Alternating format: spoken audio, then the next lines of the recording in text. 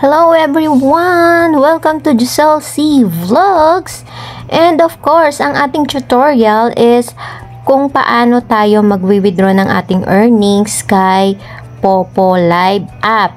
So, kung kayo po ay merong Binance app, pwede nyo pong gamitin ang payment method na USDT papunta sa ating Binance app.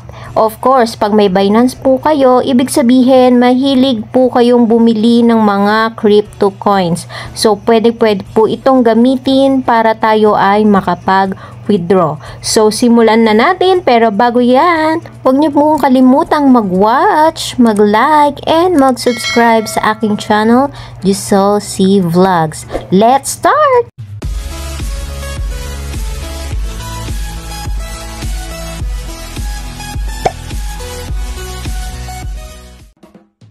I-open natin itong ating Popo apps and i-check natin kung magkano ang ating i-withdraw.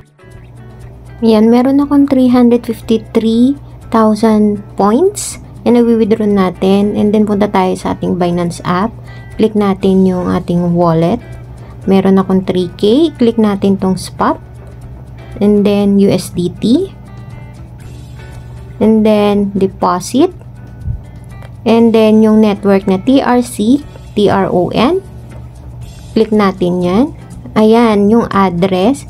I-copy natin yan para yan ang ipipaste natin sa ating Popo. And then, i-click na natin yung earnings natin dito sa Popo at mag-withdraw tayo. And, click natin withdraw now. I-click natin yung mga arrow sa dulo ng USDT. And then, click yung view.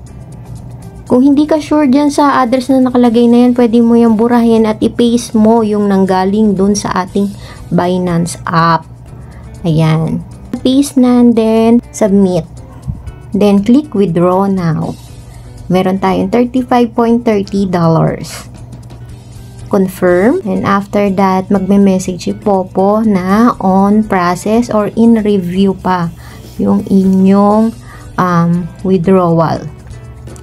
Yan, 33.27 dapat ang papasok sa ating Binance app. Next is yung second message ni Popo na successfully withdrawal. And 33.27 dapat ang mag-appear sa ating Binance app. Next, balik ulit tayo sa ating Binance. Okay, nag-update na, 4,000 na siya, pero i-click natin yung bell icon.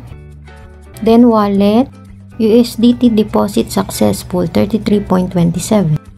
And that's it for today for our tutorial. Sana nagustuhan ninyo. Abangan nyo po kung paano ko po isi-sell ang ating USDT papunta sa ating GCash account. So yun lamang po. Thanks for watching. Bye!